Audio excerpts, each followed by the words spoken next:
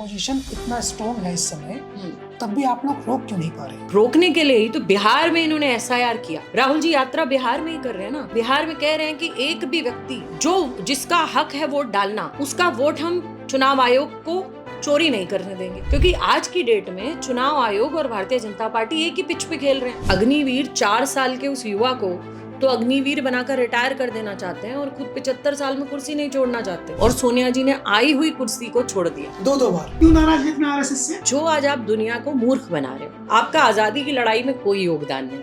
आपका योगदान है अंग्रेजों की सेना को मजबूत करने का। और आज लाल किले की प्राचीर से प्रधानमंत्री आरएसएस को बताते हैं कि बहुत बड़ा संगठन और बहुत देश सेवा का भाव है, तो देश सेवा का भाव है तो भेज दीजिए इन्हें बॉर्डर पर। जब देश की आजादी की बात थी तो आरएसएस के लोग कहीं नहीं थे।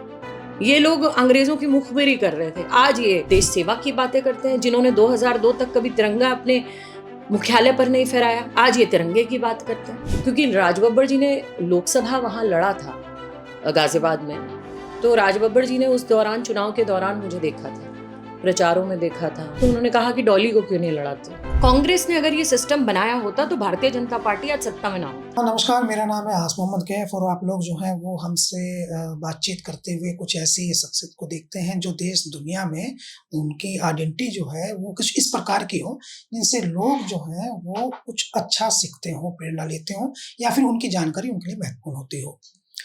राजनीतिक हस्तियों से बातचीत करते समय हमारी कोशिश ये है कि हम आपसे ऐसे लोगों को जरूर मिलवाते रहें जिनको देख कर के अब देश में एक दिशा तय हो रही हो, चाहे वो सत्ता पक्ष के हों या विपक्ष के हों। हमारे साथ आज बातचीत करने के लिए जो शख्सियत है वो यकीनन भारत की राजनीति में इस समय एक उभरता हुआ चेहरा है। इसलिए है क्योंकि 2017 में जब मेयर का चुनाव हुआ उत्तर प्रदेश में, जो बहुत बड़ा चुनाव होता है, तो उसमें उनकी जीत की दुआ उनके विपक्षी भी कर रहे थे। ये अलग बात है कि नतीजा कुछ और आया था, लेकिन नतीजे से किसी का कद तय नहीं होता है। देश की राजनीति में साफ-सुथरे, शफाफ राजनीति का एक बेहतरीन चेहरा डोली शर्मा जी हमारे बीच है। बहुत स्वागत है आपका। धन्यवाद, थैंक यू। कैसी हैं आप? मैं बिल्कुल ठीक, आप कैसे हैं? बस आपका आशीर्वाद है, दुआ है। एक्चुअली मुझे ना पर्सनली मैं आपको बताऊं कि 2017 में जी, जब आप मेयर का चुनाव आप लड़ रही थी, तो उस समय उत्तर प्रदेश में किसी की सबसे ज़्यादा चर्चा थी तो आपकी थी। जी। तो मैं भी आपके क्षेत्र से बाहर के उन फैन में से एक था जो चाहता था कि आप चुनाव जीतें। धन्यवाद, थैंक यू। बहुत कम आपकी उस समय मुझे लगता है एज थी जी, और 8 साल पहले की बात है। जी, और संभवतः आप उत्तर प्रदेश में सबसे कम उम्र की मेयर प्रत्याशी थी। जी। कैसा अनुभव था पहले चुनाव का? बहुत अच्छा था और यकीनन बहुत नई चीज़ें मैंने उस दौरान सीखी। मैं एक राजनीतिक परिवार में पैदा हुई, हमेशा लोगों के बीच में हम लोग रहे। मेरे पिताजी कांग्रेस के बहुत पुराने नेता हैं, कांग्रेस से के महानगर अध्यक्ष भी थे वो उस दौरान जब मैं ये मेयर का चुनाव लड़ी। लेकिन जब मैं लोगों के बीच में गई, मैंने लोगों को देखा, जिस तरीके से उन्होंने मुझे एक्सेप्ट किया, प्यार दिया, मान सम्मान दिया, मुझे सुनते थे लोग, तो मुझे लगा कि वाकई में ये एक ऐसी जगह है जहां आकर अगर आपको मौका मिले तो उस मौके का उपयोग करना चाहिए। आपको लोगों के लिए ज़रूर कुछ करना चाहिए। और उसी दिन मैंने ठाना, चाहे मैं जीतूं या ना मैं जीतूं, लेकिन मैं लोगों के बीच में बनी रहूँगी। और ये मुझे लगता है कि उसी का नतीजा था कि 22,000 वोट से, मेरे से पहले जब चुनाव हुआ तो कांग्रेस के कैंडिडेट को 22,000 वोट मिली थी और जब हम लोग लड़े तो हमारी वोट 1 लाख ऊपर उनसे मिली। तो ये मैंने देखा कि लोगों ने किस तरीके से, जो आपने कहा कि लोगों का प्यार सम्मान जो मिल रहा था, उसने मुझे बहुत मेरे दिल को छुआ और इसीलिए मैं राजनीति में आज भी हूँ। तो आप तो एमबीए की पढ़ाई करने वाली रही हैं ना? जी, जी, जी। और बिजनेस संभालती थी। जी, बिजनेस वीमेन जी, आपकी आइडेंटिटी थी। जी, जी, फिर एकदम मूव हुआ जी, पॉलिटिक्स की तरफ। जी। घटनाक्रम हुआ कैसे? किसने बताया आपको चुनाव लड़ना है? उससे पहले किसी नेता से मिली थी, किसी को जानती थी, बातचीत हुई थी? नेताओं से तो हम शुरू से मिलते रहते थे क्योंकि हम राजनीतिक परिवार में, मैंने कहा, पैदा हुई थी। तो मेरे पिता उत्तर प्रदेश में जनरल सेक्रेटरी भी रहे, उत्तर प्रदेश कांग्रेस में महानगर अध्यक्ष भी गाजियाबाद के रहे। तो नेताओं का तो आना जाना हमेशा लगा ही रहता था। हमने बचपन से कांग्रेस के बड़े बड़े दिग्गज नेताओं को देखा, अपने पिता को उनसे मिलते और हमारे घर पे भी आते देखा। मेरा ऐसा कोई विचार नहीं था कि मैं राजनीति में आऊँगी, लेकिन गाज़ियाबाद की मेयर सीट महिला हो गई थी। ओके। तो जब मेयर सीट महिला हो गई थी तो और मेरे पिताजी अध्यक्ष थे, तो राज बब्बर जी उस समय अध्यक्ष थे पार्टी के उत्तर प्रदेश के, और उन्होंने कहा कि हमारे पिताजी को कि आपको चुनाव लड़ना है ये मेयर का। तो हमारे पिताजी ने बोला कि मेरी माताजी के तो घुटनों में प्रॉब्लम थी, उन्होंने कहा कि मेरी जो है पत्नी के तो घुटनों में प्रॉब्लम रहती है तो वो तो नहीं लड़ पाएंगी। तो उन्होंने कहा कि हमें मजबूत, क्योंकि हमें भाजपा से लड़ना है गाज़ियाबाद में, तो हमें भाजपा से लड़ना है, तो आप लगातार लोगों के बीच में काम करते हैं। क्योंकि मेरे पिता उस दौरान विधानसभा की तैयारी भी कर रहे थे, उनका टिकट कट गया था, तो उन्होंने कहा कि आपको तो मजबूत हमें कोई ना कोई चाहिए। क्योंकि राज बब्बर जी ने लोकसभा वहाँ लड़ा था गाज़ियाबाद में, तो राज बब्बर जी ने उस दौरान चुनाव के दौरान मुझे देखा था, प्रचारों में देखा था, हम लोग जाते थे राज बब्बर जी के, उनकी बेटी के साथ भी हम लोग गए थे। तो उन्होंने कहा कि डॉली को क्यों नहीं लड़ाते हो। तो हमारे पिताजी ने कहा कि ठीक है, बात करते हैं, हम घर में विचार करते हैं वो क्या कहती है क्या नहीं कहती है। तो जब विचार हुआ तो सारे घर का निर्णय हुआ कि मुझे लड़ाया जाए। तो इस तरीके से मेरी राजनीति में एंट्री हुई, और मैंने जो है 2017 का नवंबर 2017 में मेरी राजनीति में एंट्री हुई, और मैंने वहाँ से मेयर का चुनाव लड़ा गाज़ियाबाद से। तो जब पहली बार चुनाव लड़ते हैं, मेयर का चुनाव गाज़ियाबाद का, जहाँ लगभग 1500 करोड़ का बजट होता है, जी, बहुत बड़ा चुनाव होता है गाज़ियाबाद में, और वहाँ भारतीय जनता पार्टी के अगेंस्ट लड़ना, जैसा आपने कहा भी कि कैसे है, जैसे क्रिकेट में ऑस्ट्रेलिया में पर्थ की पिच पर ऑस्ट्रेलिया के खिलाफ खेलना जी कठिन है जी। तो उस मोमेंट पर आप फील्ड में जाती थी, लोगों के पास जाती थी, तो क्या कोई सामान्य सा जीवन था, या आपका कुछ लग रहा था आपको मैं कहाँ, ये मैं बिजनेस विमन से एकदम उधर जाना, तो ट्रांसफॉर्मेशन जैसा था वो, कुछ आपको लगता था कि कठिनाई हो गई, गलती हो गई, या अच्छा हुआ? नहीं, जब आप एक सामाजिक परिवार में पैदा होते हो और आपकी आंख खुलते आप देखते हो, क्योंकि मेरे पिता राजनीति में थे, मैंने आपको पहले ही बताया, हमारा परिवार बड़ा सामाजिक रहा, वहाँ की प्रधानी सरपंचाई कई बार हमारे घर पर रही। हम गांव से आते हैं, हमारी पृष्ठभूमि गांव की है, मैं प्रहलादगढ़ी गांव है वहाँ की लड़की हूँ। तो हम लोगों ने गांव और शहर दोनों का बचपन से हमारी परवरिश रही, तो हमारी जड़ें गांव से हैं, और हमारी पढ़ाई लिखाई से जो कहते हैं कि थोड़ा सा आपके अंदर, आदमी के अंदर जो समय के साथ मॉडर्न जो व्यक्ति होता है, तो गांव के संस्कार और हमारी ये दोनों चीज़ों को मिलाकर हमने लोगों से मिलना जुलना, हमने गरीब से गरीब व्यक्ति को अपने पिता के पास आते देखा समस्या लेकर, हमने अच्छे बड़े बड़े लोगों को आते देखा, मिलते देखा। तो ये मेरे लिए कोई नई चीज़ नहीं थी, क्योंकि कई बार बड़े बड़े ऐसे मुद्दे होते थे कि जहाँ हमने देखा कि सुबह हमारी आंख खुल रही है तो घर के बाहर लोगों की भीड़ और तांते लगे हुए हैं कि ये रेहड़ी पटरी वालों की कोई समस्या हो गई या किसी की कोई समस्या हो गई। तो मेरे लिए कोई ये नई चीज़ नहीं थी, लोगों के बीच में जाना, लोगों से मिलना जुलना, देखना। जब आप एक सामाजिक परिवार में पले बड़े होते हो तो आप लोगों को जानते हो, समझते हो। तो हाँ, ये बात ज़रूर है कि आपने फील्ड एक अलग चुन लिया, आप बिज़नेस में थे, आप व्यापार में थे, आप काम करते थे, फिर आप राजनीति में खुद से आ गए, खुद से राजनीति में आ गए, खुद से आपका लोगों से मिलना जुलना हो गया।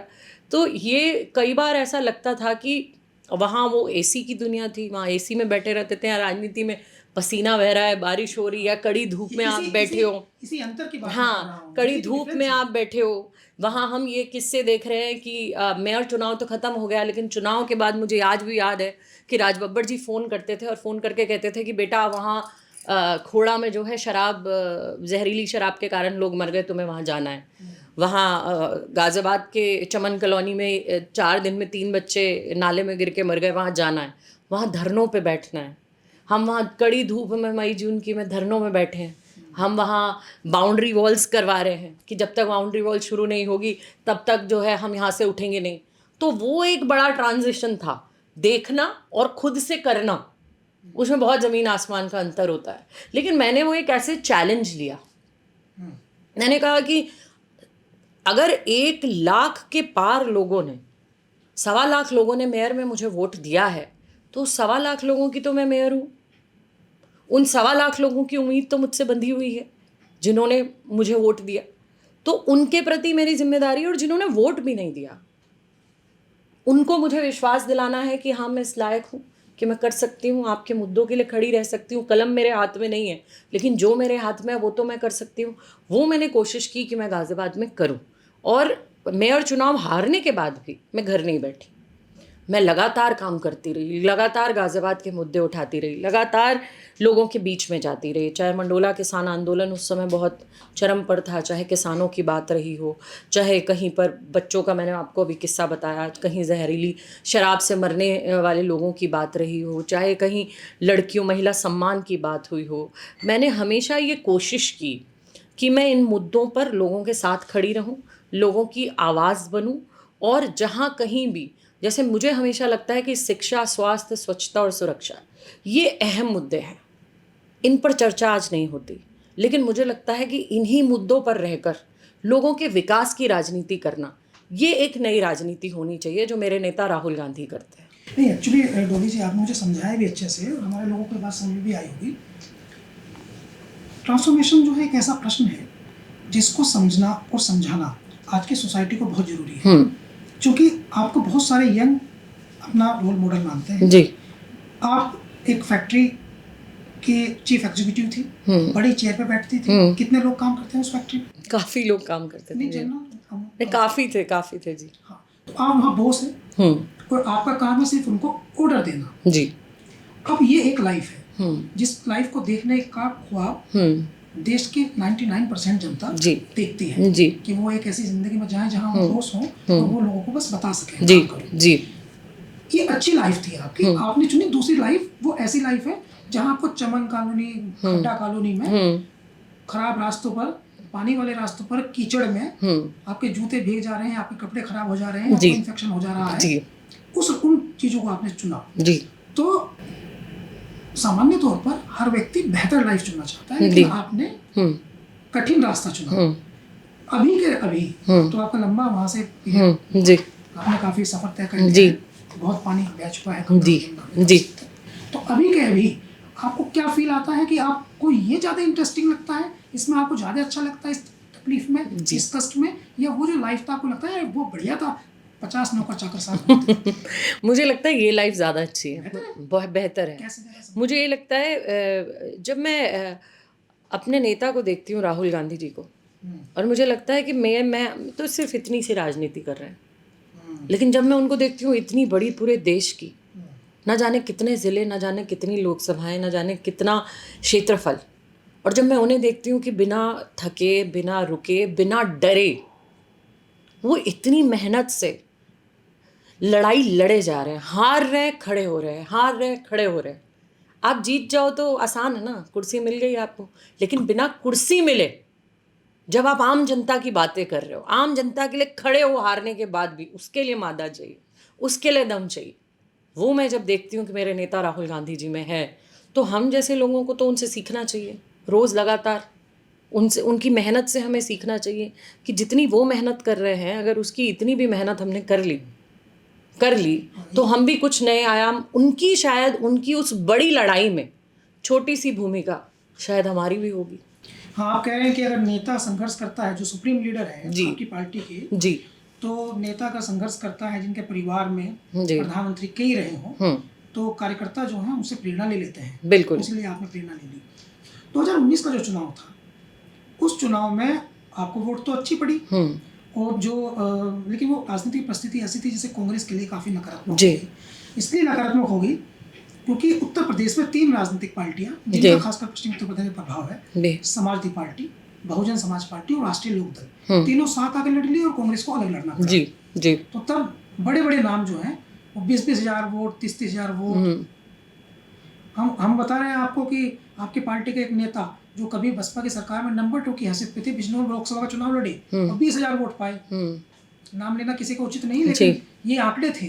तो उस स्थिति में आप टॉप 10 जिन प्रत्याशियों ने पूरे उत्तर प्रदेश में चुनाव लड़ा कांग्रेस के, तो टॉप 10 में आप थी, और आपका मुकाबला हुआ था जनरल वीके सिंह से। जी हाँ, उस चुनाव का क्या अनुभव है?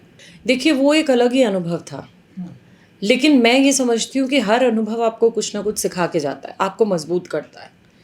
आप कहीं ना कहीं हर लड़ाई से मजबूत होते हैं।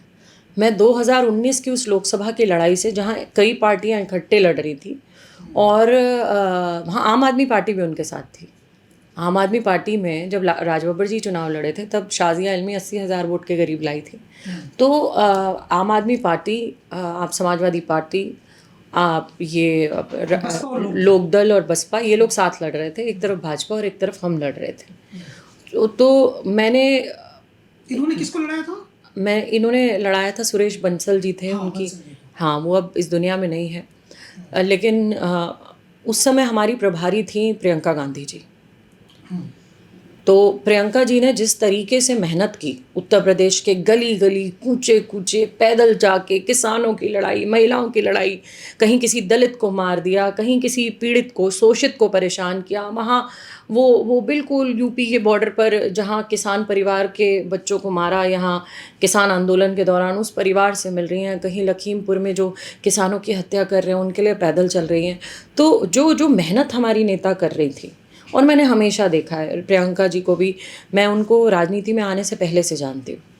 और जब मैंने प्रियंका जी का जिस तरीके से, जो मेरी पहली उनसे बातचीत थी, और उस पहली बातचीत के बाद हमेशा से, उसके बाद मेरी हमेशा से उनसे बातचीत रही, लेकिन मैंने देखा इतने बड़े कद पर रहकर इतना संयम, इतना व्यवहार कुशल होना, इतना लोगों की बातों को सुनना गंभीरता से, जिसको आपकी मदद चाहिए उसकी मदद करना, रात को 2:30 बजे भी, बहुत हिम्मत चाहिए। और प्रियंका जी मेरी रोल मॉडल हैं। मैं ये हमेशा कहती हूँ, हर जगह कहती हूँ कि मेरी नेता प्रियंका गांधी हैं। तो 19 में जब उनको हमने देखा, उस जज्बे को, हम जानते थे कि हम क्या लड़ाई लड़ रहे हैं, हमें पता था 19 की लड़ाई क्या लड़ाई, लेकिन तब भी उस लड़ाई में हम अपने नेता के साथ थे। हम अपने नेता के साथ खड़े रहना चाहते थे, और हम सब ने मेहनत से, मजबूती से वो लड़ाई लड़ी। रिजल्ट जो भी रहा हो, लेकिन आज कांग्रेस आप देख रहे हैं उभर रही है, फिर से वापस बढ़ रही है, और आने वाले समय में सरकार भी बनाएगी। तो 2:30 बजे का जिक्र आपने अपनी बातचीत में करी जी। तो ये सच है कि आपकी प्रियंका गांधी जी से राजनीति में आने को लेकर के जब पहले कभी बात हुई थी तो रात को 2:30 बजे ही हुई थी? नहीं, राजनीति में आने को लेकर उनसे बात नहीं हुई थी। हाँ। कि मुझे ये उस दौरान पता भी नहीं था कि मैं ज़िंदगी में कभी राजनीति में आऊँगी। मेरी किसी विषय पर बात हुई थी प्रियंका जी से रात को 2:30 बजे। कोई एक ऐसा विषय था जिस पर मैंने प्रियंका जी को रात को 2:30 बजे फ़ोन कर दिया था, डायरेक्ट उनके नंबर पर, और उन्होंने रिस्पॉन्स दिया। वरना जिस कद, उनके फ़ोन में आपका नंबर सेव था? नहीं, नंबर से वो मुझे उस दौरान जानती नहीं थी, जानी उस 2:30 बजे के फ़ोन के बाद। गुड। हाँ, जानी उस 2:30 बजे के फ़ोन के बाद। और उन्हें नहीं पता था कल को ये लड़की राजनीति में आएगी, मुझे खुद नहीं पता था कि मैं राजनीति में आऊँगी, लेकिन जिस तरीके से उन्होंने मदद की, वो उस उतने बड़े कद के व्यक्ति का किसी का रात को 2:30 बजे फ़ोन सुनना अपने आप में बहुत बड़ी बात है।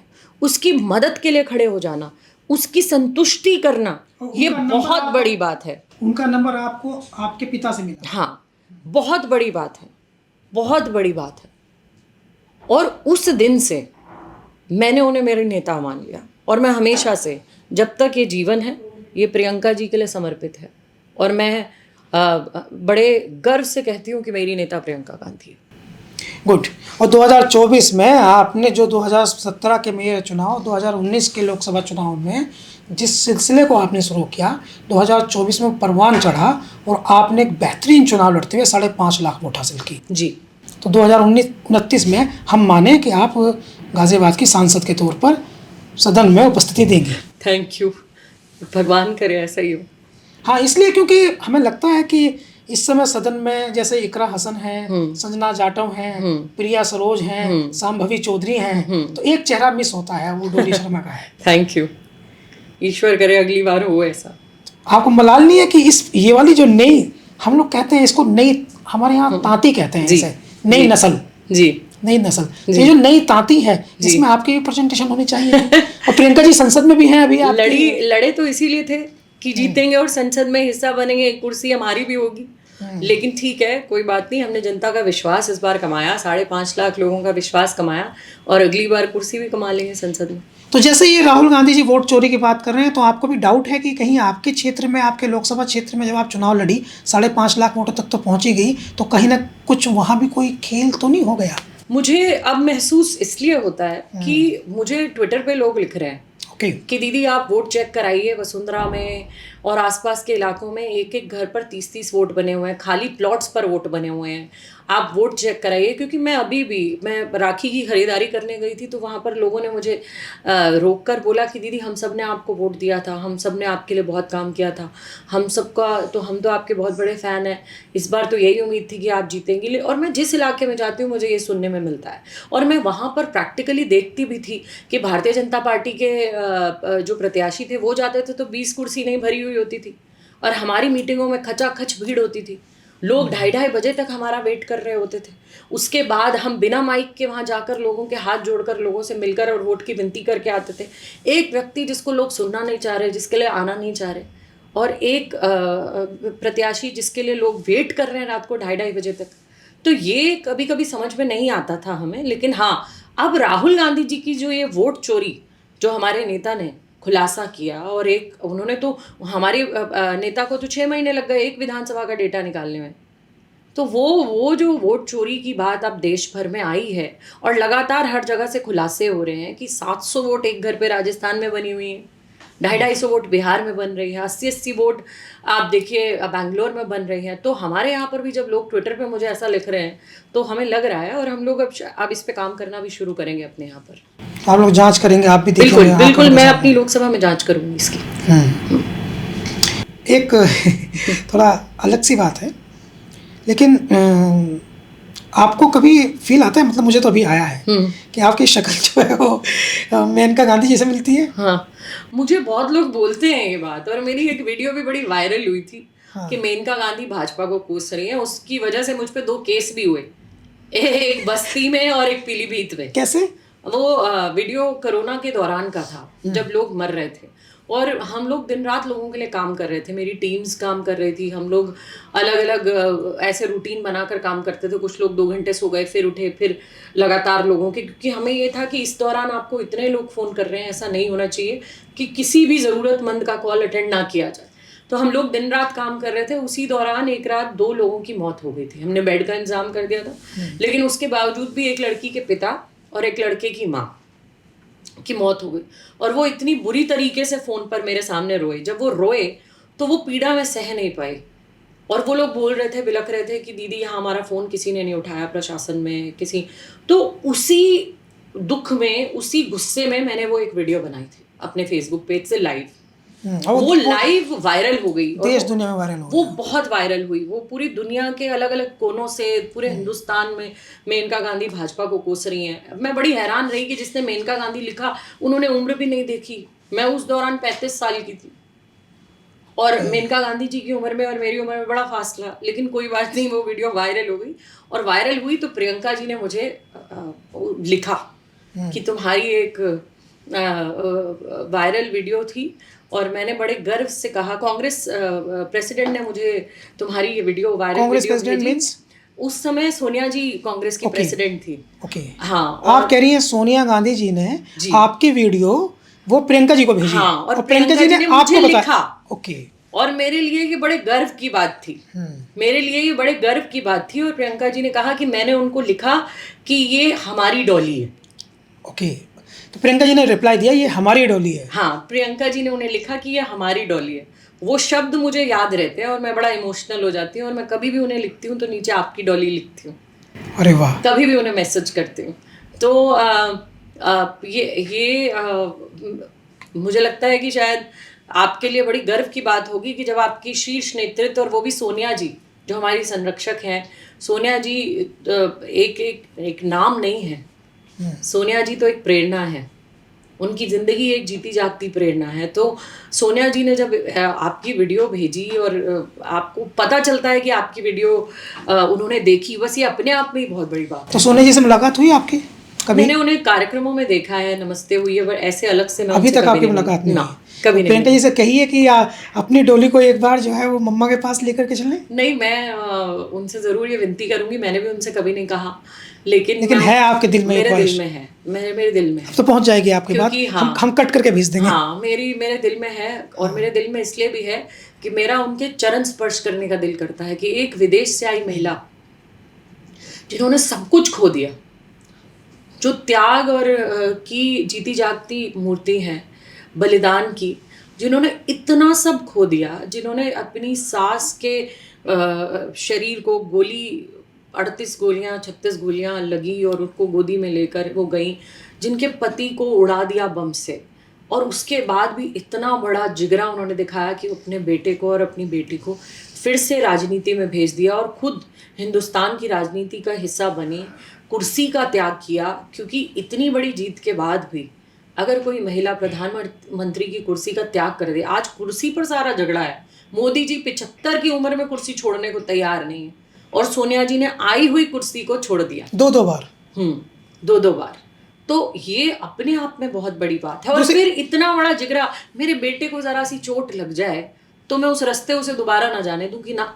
लेकिन जिसके परिवार के 2-2 लोग मार दिए गए हो, जिनकी हत्या कर दी गई हो, और फिर इतना बड़ा जिगरा दिखाना कि अपने बेटे को भी राजनीति में भेज दिया, अपनी बेटी को भी राजनीति में भेज दिया इस देश की सेवा करने के लिए, तो उनसे तो मिलना, उनके तो चरण छूना मुझे लगता है कि बनता है। मेरी बड़ी दिल की इच्छा है। प्रियंका जी, अगर आप सुन रही हैं या भविष्य में आप सुनेंगी तो डोली जी के मन की इस इच्छा को आप पूरा कर देना। आपकी डोली है वो। आप भारद्वाज हैं? हाँ। ओके, तो ये डोली जो नाम है ये डोल से आया होगा, राइट? मेरी बुआ ने मेरा नाम रखा था डोली। हाँ, मैं बहुत छोटी मोटी थी, गोल मटोल, तो बुआ ने डॉली रख दिया। मैं पूछती हूँ कभी कभी कि आपने मेरा नाम डॉली क्यों रखा, तो उन्होंने बोला कि प्यार का नाम होता है ना हाँ, एक्चुअली। उस दौरान वो बोली कि पूनम ढिल्लो का किसी पिक्चर में नाम था डॉली, तो उन्होंने वो देख के मेरा नाम रख दिया। हाँ, नाम तो हमारे यहाँ बुआ नाम रखती है। ओके। तो बुआ ने ने मेरा नाम रखा। नहीं, ठीक है। तो अभी आप हैं कांग्रेस पार्टी की राष्ट्रीय प्रवक्ता जी, और पिछले लगभग 100, 200, 300 डिबेट्स में तो हम आपको देख ही रहे हैं। हाँ जी, विभिन्न चैनलों पर जी, आप बड़े सभ्य तरीके से अपनी बात रखते हैं जी। कोई आक्रामकता आप में नहीं होती है। एक कागज सा आप लेकर बैठ जाती हैं, फैक्ट पढ़ने लगती हैं, जैसे आप प्रवक्ता ना हो कांग्रेस की, फैक्ट चेकर हो कांग्रेस। किसके शो में जाना ज़्यादा पसंद है? मैं काफ़ी सारे एंकर्स हैं बहुत अच्छे। अब मैं किसी का ऐसे स्पेसिफिक नाम तो नहीं ले सकती। काफ़ी सारे अच्छे अच्छे शोज़ हैं, मुझे जाना अच्छा लगता है। और मुझे लगता है कि जितना समय आपको मिले, चाहे शो किसी का भी हो, उस समय का आपको भरपूर इस्तेमाल करना चाहिए। उस समय में आप अपनी पार्टी का पक्ष मजबूती से रखना चाहिए। जो आप फैक्ट्स बोल रहे हैं वो मैं इसीलिए लेकर जाती हूँ कि कम से कम देश और दुनिया को पता चले कि भारतीय जनता पार्टी किस तरीके से आज दुनिया का मूर्ख बना रही है। काफ़ी रिसर्च करके जाती हैं। बिल्कुल। पिछले कुछ दिनों से मैं देख रहा हूँ कि आप पर भी ना एक्चुअली फेस चलता है। जैसे फेस चलता है ना, कभी सर्दी कभी गर्मी, तो आजकल आप पे जो फेस चल रहा है वो आरएसएस को बुरा भला कहने का चल रहा है। नहीं, दुनिया को सत्य बताने का चल रहा है। ओके, तो क्यों नाराज है इतना आरएसएस से?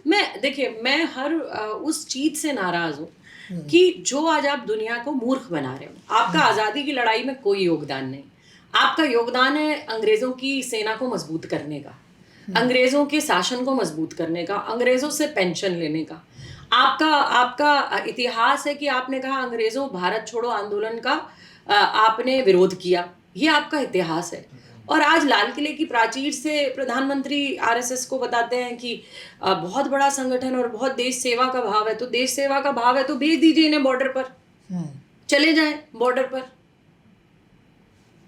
जब देश की आज़ादी की बात थी तो आरएसएस के लोग कहीं नहीं थे, ये लोग अंग्रेज़ों की मुखबिरी कर रहे थे। आज ये देश सेवा की बातें करते हैं। जिन्होंने 2002 तक कभी तिरंगा अपने मुख्यालय पर नहीं फहराया, आज ये तिरंगे की बात करते हैं। तो गुस्सा आता है कि मत मूर्ख बनाइए देश को।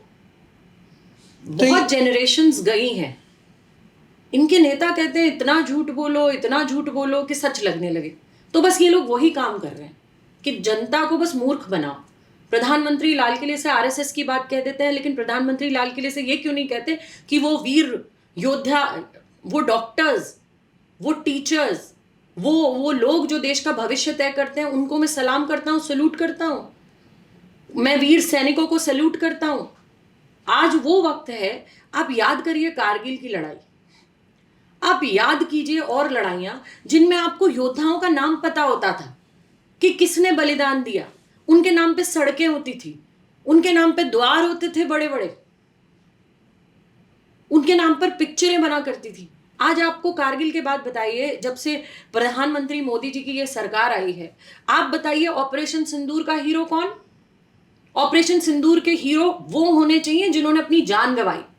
हमने देखा कि एयरफोर्स के जो बड़े बड़े अधिकारी हैं उन परिवारों से मिलकर आए, जिन परिवारों के लोग गए हैं, जिन्होंने अपनी बलिदान दिया है, सर्वोच्च बलिदान इस देश के लिए। आज हर पोस्टर पर प्रधानमंत्री की फोटो। अरे उन वीर जवानों की फोटो होनी चाहिए जिन्होंने इस ऑपरेशन सिंदूर को कामयाब किया। उनकी फोटो हम नहीं देखते।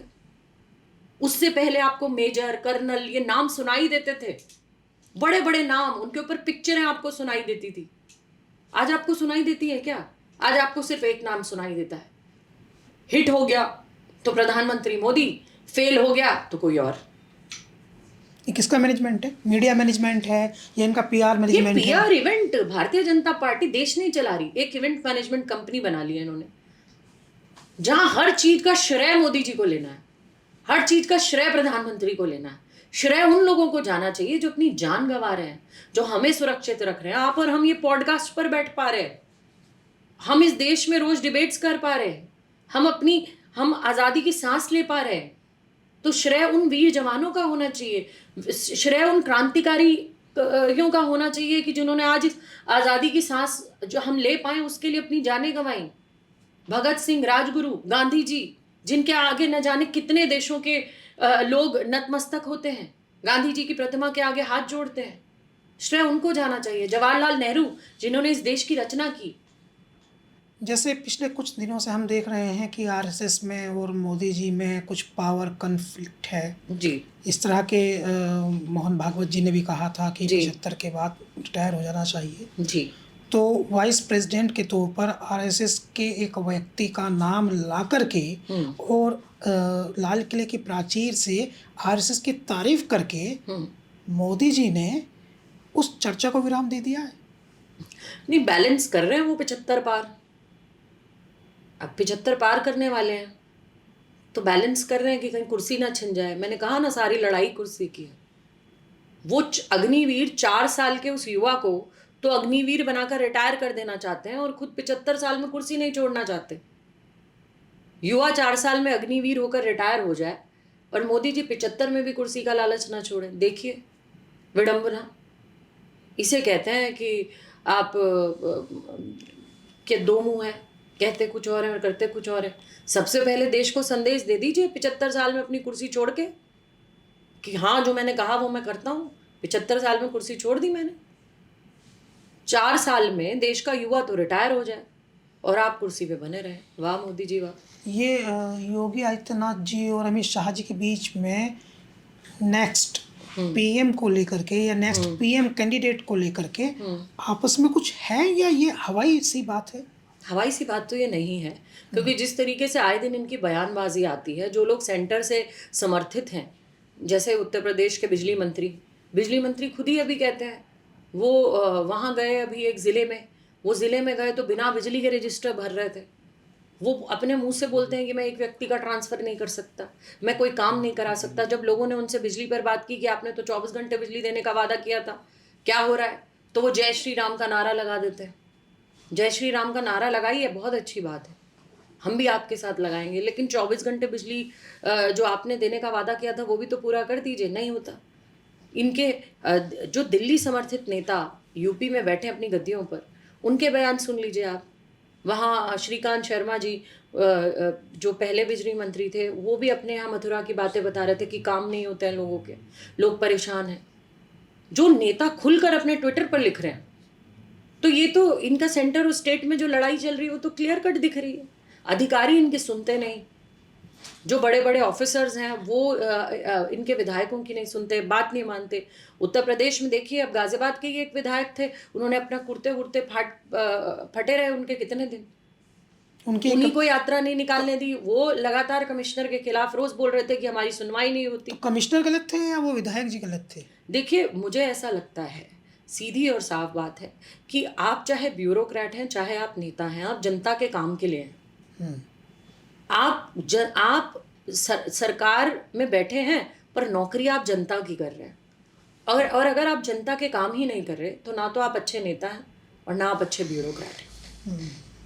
सीधी और साफ बात। तो डोली जी, संभवतः आप, अगर मैं सही हूँ तो, या हो सकता है मुझे भी पूरी जानकारी ना हो, लेकिन मेरे जानकारी के अनुसार आप संभवतः देश में एकमात्र ऐसी नेता हैं जो एक प्रेस कॉन्फ्रेंस कर रही थी जी। आपने उस प्रेस कॉन्फ्रेंस में एक चिट्ठी पढ़ी। हाँ जी। पत्रकारों ने वो चिट्ठी ली, विज्ञप्ति, और उसको खबर बना करके अपने यहाँ रिलीज कर दी। जी। आप पर भी मुकदमा हो गया और पत्रकारों पे मुकदमा हो गया, जी। क्योंकि पत्रकार तो इंडिपेंडेंट तंत्र है, हाँ उनको जी, तो कोई बिल्कुल। बनता नहीं था। हो सकता है कि आप पर हो जाए मुकदमा क्योंकि आप नेता हैं, हो सकता है कि आपका एलिगेशन हो, लेकिन मीडिया में लिखा जाता है कि डोली शर्मा ने आरोप लगाया, लेकिन इसके बावजूद भी वो मुकदमा हो गया। पहले तो हुआ क्या था और अभी उसका स्टेटस क्या है? देखिए, बीजेपी कार्य समिति सदस्य की एक चिट्ठी थी, उसमें उन्होंने, जो अभी हमारे सांसद अतुल गर्ग जी, उनके खिलाफ ये लिखा था कि इन्होंने नहरवाई की 31,000 वर्ग मीटर से ज़्यादा ज़मीन पर कब्जा किया है, सिंचाई विभाग की। हाँ, उस पर वो चिट्ठी हमने प्रेस कॉन्फ्रेंस में पढ़ी चुनाव के दौरान, और मैंने ये भी कहा कि मैं नहीं कह रही हूँ, ये भारतीय जनता पार्टी के ही कार्य समिति सदस्य कह रहे हैं, ये उन्हीं की चिट्ठी है जो उन्होंने योगी आदित्यनाथ जी को लिखी है। वही चिट्ठी हमने प्रेस कॉन्फ्रेंस में पढ़ी थी, और वो पत्रकारों ने जो हमने बोला वो उन्होंने छापा। तो उन्होंने चुनाव जीतने के 6 महीने बाद मुझ पर केस किया और कुछ पत्रकारों पर भी केस किया। इसमें हमने बोला कि भाई, पत्रकारों की क्या गलती है, उनका काम है कि जो कोई पक्ष बोले है, विपक्ष बोले, वो छापेंगे। तो यही तो हम कहते हैं कि संविधान को, यही हमारे नेता राहुल जी कहते हैं, संविधान को कुचलने का काम, आज विपक्ष की आवाज़ दबाने का काम जो भारतीय जनता पार्टी करी है, उसी का एक बहुत बड़ा उदाहरण गाजियाबाद में इन्होंने दिखाया मेरे ऊपर एफआईआर करके। वो तो भगवान की कृपा रही कि वो एफआईआर क्वैश हो गई है। अभी उसके आज ही आपका शो में मैं बैठी हूँ, आप बड़े लकी साबित हुए मेरे लिए कि वो क्वैशिंग के ऑर्डर्स आ गए और वो क्वैश हो गई है एफआईआर। और ये सीधा और साफ बताता है कि ये लोग सत्ता का दुरुपयोग कर कर विपक्षी नेताओं के खिलाफ इस तरीके के केस बनाते हैं ताकि इनकी इस तरीके की गड़बड़ियां कोई उजागर ना कर पाए। डर बैठाना चाहते, डर बैठाना चाहते। डर गई थी आप? डरती तो बोलती नहीं, मैंने तो फिर बोला कि और केस लाद दो, और केस लाद दो। मेरे नेता पर 36 केस है, राहुल जी पर। वो रोज घर से निकलते हैं, कुछ बोलते हैं, कभी चुनाव आयोग कुछ बोलते हो, डरते थोड़ी हैं। हम भी उनके सिपाही हैं, नहीं डरते ना डरेंगे। और वो जो बीजेपी का कार्य समिति का व्यक्ति था जिसका शिकायत को आपने पढ़ा था, क्या उस पर भी मुकदमा हुआ था? ना, उस पर नहीं। ये तो अद्भुत है। हाँ, उस पर नहीं हुआ। उस पर नहीं हुआ, हम पर हुआ और पत्रकारों पर हुआ।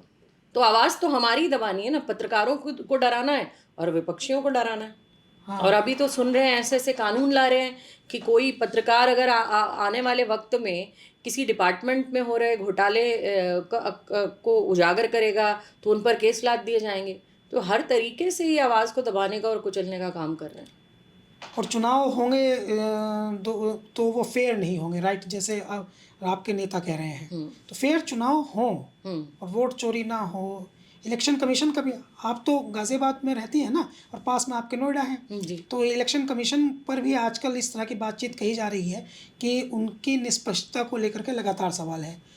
कह रहे हैं लोग ट्विटर पे कि एक्स पर कि नोएडा की डीएम, और बताते हैं कि नोएडा की डीएम उनकी बेटी हैं और सहारनपुर के डीएम उनके सन इन लॉ हैं, श्रीनगर के डीएम उनके सन इन लॉ हैं, श्रीनगर की आईआरएस उनकी बेटी है, उनकी बेटी हैं, बताते हैं 2 बेटी उनकी हैं। हाँ जी, हाँ जी, हाँ जी। तो उनकी निष्पक्षता पर इस तरह का, तो आप लोग जो देखिए, निष्पक्ष तो चुनाव आयोग है ही नहीं, क्योंकि जब राहुल गांधी जी प्रेस कॉन्फ्रेंस करके एक विधानसभा की पोल खोलते हैं और वो बताते हैं कि इस तरीके से एक एक घर पे 80-80 वोट बनी हुई हैं, हाउस नंबर 0 है उस पर इतनी सारी वोट बनी हुई है, राहुल जी को चुनाव आयोग एफिडेविट मांगते हैं, राहुल जी के लिए नोटिस आ जाता है बीच प्रेस कॉन्फ्रेंस। लेकिन अनुराग ठाकुर को कई सारी लोकसभाओं का, विधानसभा छोड़िए, कई सारी लोकसभाओं का डेटा एक दिन में मिल जाता है।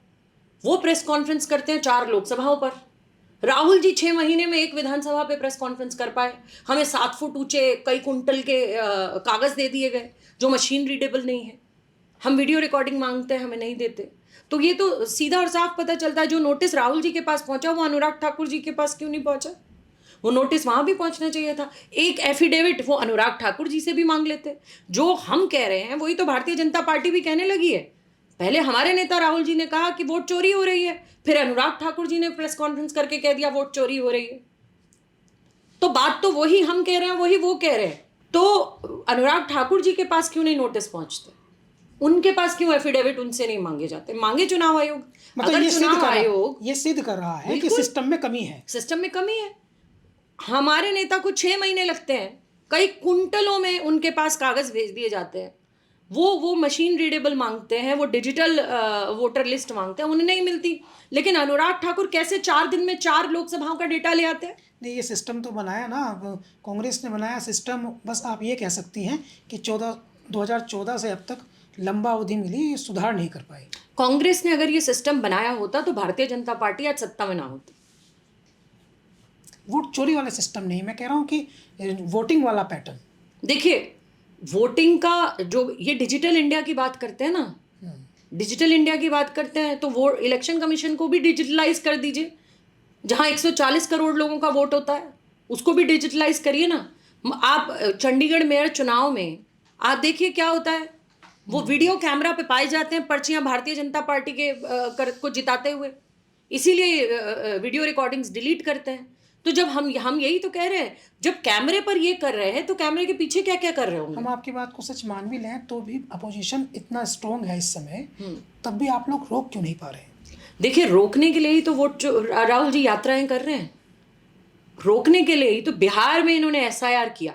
राहुल जी यात्रा बिहार में ही कर रहे हैं ना। राहुल जी बिहार में कह रहे हैं कि एक भी व्यक्ति जिसका हक है वोट डालना, उसका वोट हम चुनाव आयोग को चोरी नहीं करने देंगे।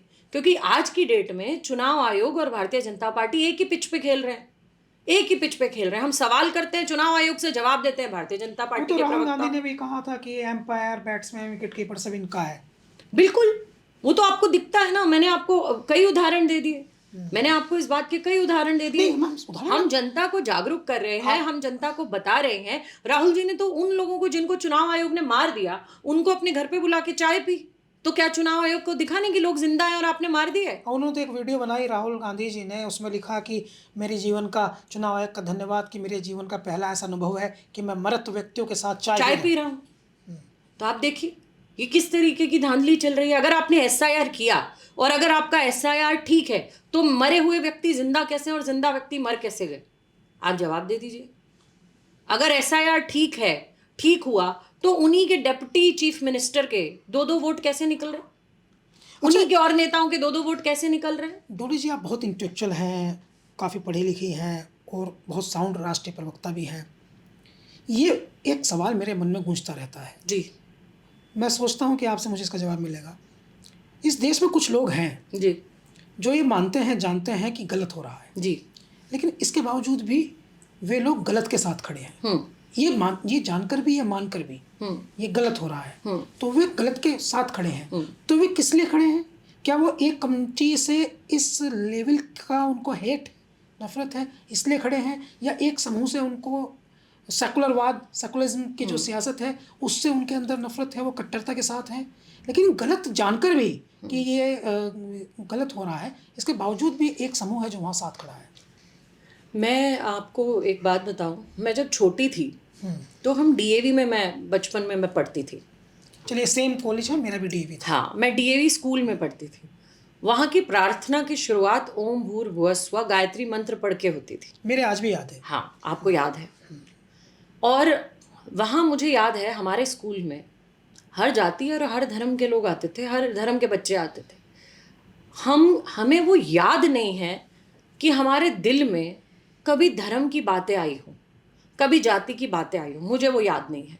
मैंने दूसरे धर्म के बच्चों को भी गायत्री मंत्र पढ़ते देखा है अपने साथ, हमारी जब प्रेयर होती थी।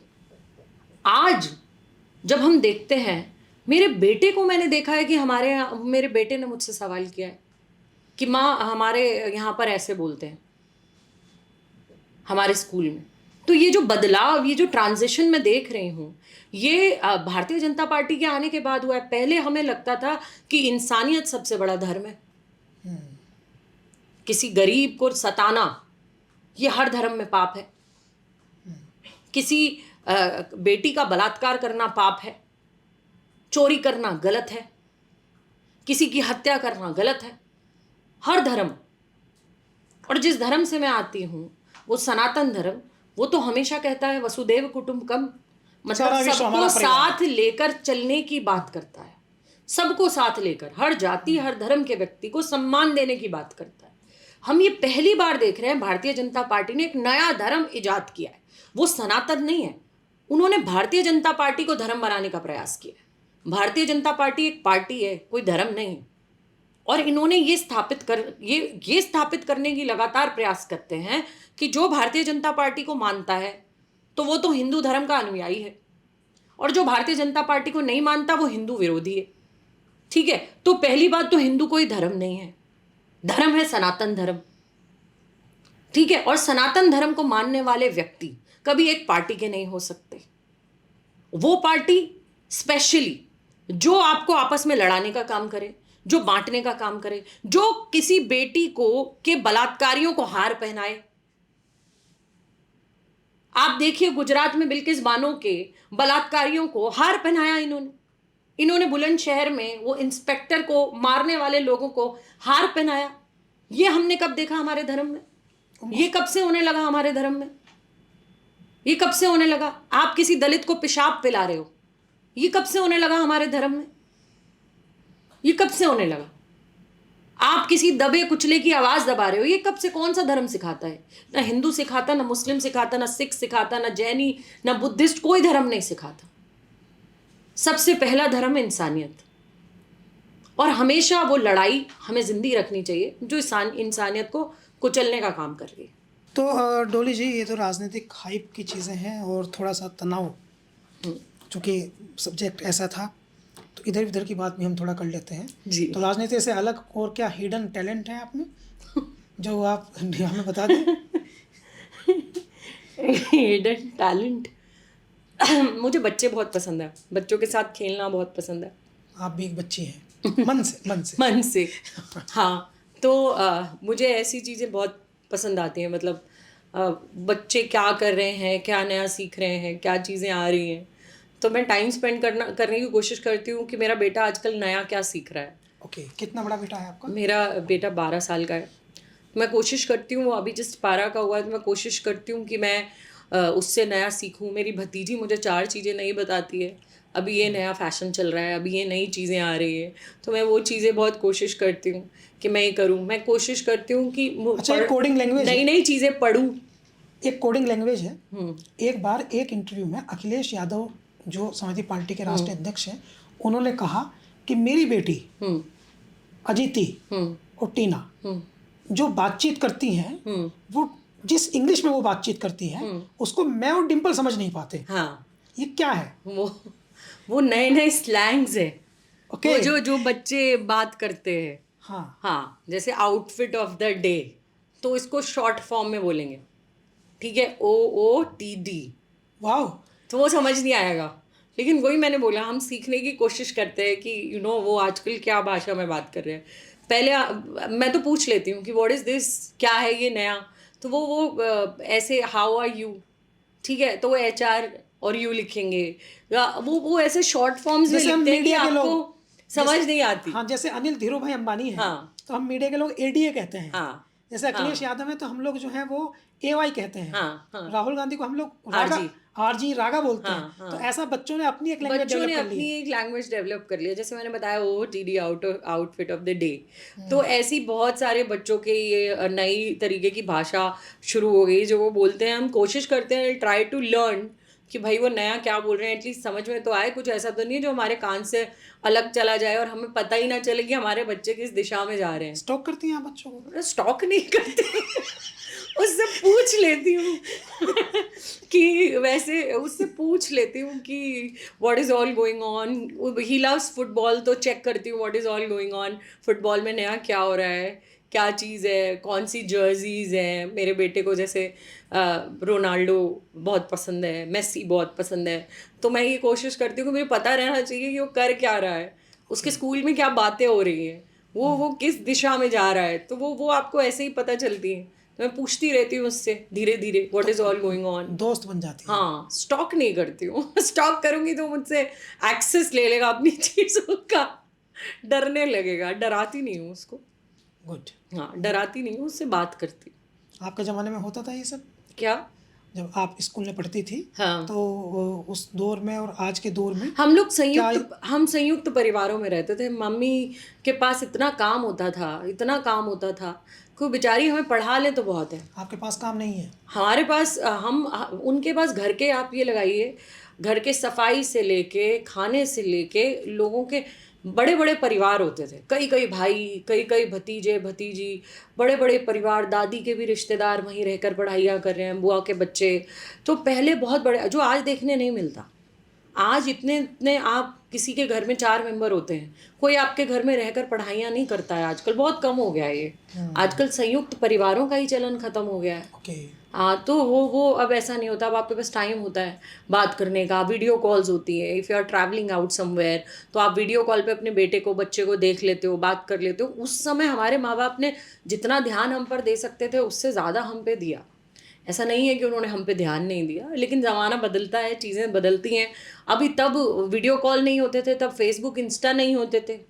अभी तो वो ट्रैक भी रखना बहुत इंपॉर्टेंट है कि फेसबुक पे या यूट्यूब पे आपका बच्चा देख क्या रहा है। हमारे माँ बाप उस चीज़ से निश्चिंत थे कि हम ऐसी कोई चीज़ नहीं देख रहे हैं। अभी आपको ये देखना पड़ेगा कि आपका बेटा यूट्यूब पे क्या देख रहा है, उसका कंटेंट क्या है, वो आपको पता होना चाहिए। आपका पहला काम था बिजनेस, आपका दूसरा काम है राजनीति। मैं आपको तीसरा सजेस्ट कर रहा हूँ, आपको पुलिस होना चाहिए था। आपको पता तो होना चाहिए ना कि वो यूट्यूब पे क्या देख रहा है। जैसे उसे फुटबॉल पसंद है तो वो फुटबॉल की रील्स देखता है, या फुटबॉल से रिलेटेड कंटेंट देखता है, तो ये आपको पता होना चाहिए कि वो देख क्या रहा है, आपकी भतीजी क्या देख रही है, वो आपको पता होना चाहिए। गुड। और खाना बना लेती हैं आप? हाँ, मैं खाना बना लेती हूँ। ओके। और क्या का पसंदीदा खाना है जिसमें आप अच्छा सा टाइम स्पेंड कर लेती और टेस्टी वेस्टी बना लेती मैं हैं? सब कुछ बना लेती हूँ, और मेरी मम्मी बड़ी सख्त हैं। और वो मुझे याद है, मैं पिछली बार तेलंगाना के चुनाव में थी, और हमारे यहाँ पे एक वो आता है, वो त्योहार आता है, इस पे बच्चों के लिए आप व्रत रखते हो। तो वो मैं जब वापस आई, मेरी फ़्लाइट शाम की, मुझे लगा कि खाना वाना सब, तो उन्होंने नौकरों को बोला कि आज खाना दीदी बनाएगी। और मैं इतनी थकी हुई थी, मैं आराम करना चाहती अहियो थी। अहियो कहते हैं, अहियो? अहोई। गुड। हाँ। अब देखिए, सुना, ये संस्कृति है भारत की। हाँ, क्या आपको याद है कि अहोई कहते हैं? तो बच्चों के लिए जो व्रत होता है, वो मेरी मम्मी ने आते ही बोला नौकरों को, हाँ। साहब हमारे जो कुक हैं भैया, उनको बोला कि आज खाना दीदी बनाएगी। हाँ। तो मैं थकी हुई आ रही आई, और मैंने आके, वो हमारे यहाँ पूड़े बनते हैं, वो मीठे आटा और गुड़ मिला के, और वो ऐसे मीठे बनते हैं वो सब्जियां, कचौड़ी सब मुझसे बनवाया। मैंने वीडियो बनाई, फेसबुक पे अपलोड, सोशल मीडिया पे अपलोड नहीं की। लेकिन हमारी मम्मी उस मामले में बड़ी सख्त है, उन्हें ये रहता है कि सब कुछ आना चाहिए। ओके। हाँ, खाना भी बनाना आना चाहिए, हाँ, हर काम आना चाहिए, करो ना करो वो अलग बात है, मतलब you should be prepare for everything. Good. Very nice. और फिल्मों के लेकर के आपका क्या सोच है? आप आजकल तो सीरीज चलती हैं। ओके, आप भी वेब सीरीज देखती हैं? हाँ, वेब तो आपकी सीरीज देख पसंदीदा वेब लेती हूँ। सीरीज? मैंने अभी पंचायत देखी। पंचायत बड़ी लाइट वेब सीरीज है। हाँ, हमें लाइट। लगा आप मिर्जापुर कहेंगी। नहीं, मैं बड़ा लाइट चीज़ें देखती हूँ। मिर्ज़ापुर मैंने नहीं देखी। कत्लेआम से मुझे थोड़ा, मतलब मैं खून बहता हुआ नहीं देख पाती। Okay, good. हाँ, मैं खून, आप अहिंसा प्रेमी लोग हैं। मैं आपकी विचारधारा मैं टीवी में गांधी अगर, जी से प्रेरित है। हाँ, मतलब मैं ऐसे तलवार चलते नहीं देख पाती, खून खच्चर नहीं देख पाती। तो वैसे पंचायत जैसी सीरीज देख पाती हूँ। वो एक और नई सीरीज आई है अभी, दुपहिया। हाँ, अच्छी है। हाँ, मैं दुपहिया जैसी सीरीज देख पाती हूँ, कि मैं ऐसी सीरीज हल्की फुल्की देख पाती हूँ। मैं आपको सजेस्ट कर रहा हूँ, अगर आपने सीरीज की बात करी ली तो आप कटहल देखना।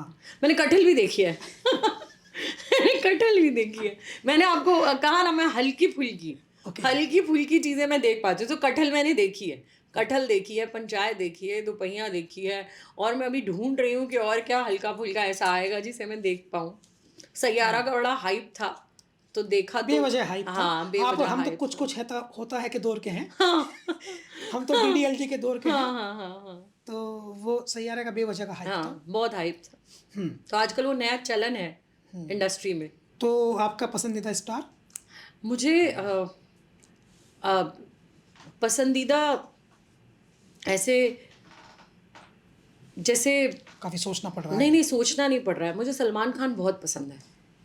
ओके। हाँ, बचपन से ही बड़ा पसंद। मैंने प्यार किया के टाइम से सलमान खान मुझे बहुत पसंद है। और दूसरी फिल्म थी सलमान खान की, मैंने प्यार किया। हाँ, और समझते पहली थी बीवी हो तो ऐसी। हाँ, बीवी हो तो ऐसी, फिर हम आपके हैं कौन, हम साथ हाँ, साथ हैं। मुझे सलमान खान की सारी पिक्चरें पसंद है, और ये भी पसंद है कि वो जो लोगों के लिए सेवा के काम करते हैं, लोगों की मदद करते हैं, वो मतलब रेयर है। हाँ, ऐसे वो रेयर है, उनके बारे में ये चीज़ें सुनाई देती हैं कि वो हमेशा कोई भी उनके पास मदद के लिए जाए तो वो सबकी मदद करते हैं। तो मेरा बड़ा ड्रीम है सलमान खान से मिलना। डॉली शर्मा जी को आपने हमारे साथ बातचीत में अब तक सुन ही लिया होगा कि अब तक आपको ये एहसास भी हो गया क्यों कर उनको सबसे सभ्य कांग्रेस पार्टी की राष्ट्रीय प्रवक्ता में से एक कहा जाता है। विभिन्न योग्यताओं से परिपूर्ण और कई तरह की जानकारियों से सुसज्जित डॉली एक मल्टी स्किल लीडर हैं। उनसे बातचीत से आपको कुछ नया जानने को मिला, हमें भी कुछ बहुत नया जानने को मिला। बातचीत कर हमें कैसा लगा ये तो हम बता रहे हैं, आपको कैसा लगा ये आपको बताना है। नमस्कार।